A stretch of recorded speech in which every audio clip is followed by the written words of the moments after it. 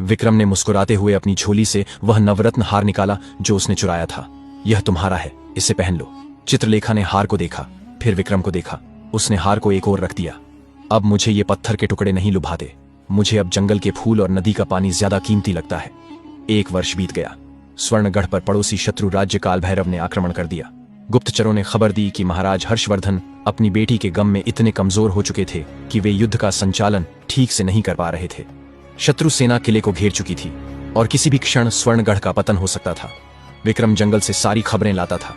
जब उसने यह बात चित्रलेखा को बताई तो वह बेचैन हो उठी। मुझे जाना होगा, चित्रलेखा ने दृढ़ता से कहा। मेरे पिता को मेरी जरूरत है, मेरे राज्य को मेरी जरूरत है। विक्रम ने उसकी आंखों में देखा।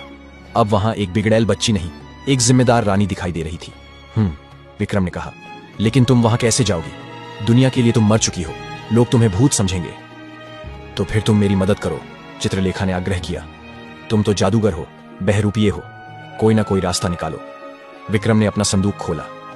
उसमें से 2 योद्धाओं की पोशाकें और मुखौटे निकाले। हम योद्धा बनकर जाएंगे, मैं काला चीता और तुम श्वेत नागिन। दोनों ने घोड़े दौड़ाए और युद्ध के मैदान में उस समय पहुंचे जब स्वर्णगढ़ की सेना हारने के कगार पर थी। शत्रु राजा काल भैरव महाराज हर्षवर्धन की गर्दन पर तलवार रखने ही वाला था कि तभी एक तीर सनसनाता हुआ आया और काल भैरव की तलवार हाथ से छूट गई। मैदान में 2 रहस्यमय योद्धाओं ने प्रवेश किया। विक्रम की तलवार बिजली की तरह चल रही थी और चित्रलेखा, जिसने जंगल में विक्रम से युद्ध कला भी सीखी थी, अपने पिता की रक्षा में शेरनी की तरह लड़ रही थी।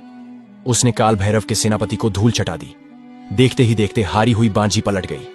स्वर्णगढ़ की सेना में नया जोश आ गया। काल भैरव को बंदी बना लिया गया। युद्ध समाप्ति के बाद महाराज हर्षवर्धन ने उन दोनों नकाबपोश योद्धाओं को दरबार में बुलाया। मांगो, तुम दोनों ने मेरे राज्य और प्राणों की रक्षा की है, जो मांगोगे वह मिलेगा, महाराज ने कहा। श्वेत नकाबपोश चित्रलेखा ने कहा, महाराज, क्या आप एक अपराधी को क्षमा कर सकते हैं जिसने अतीत में बहुत बड़ी भूल की हो?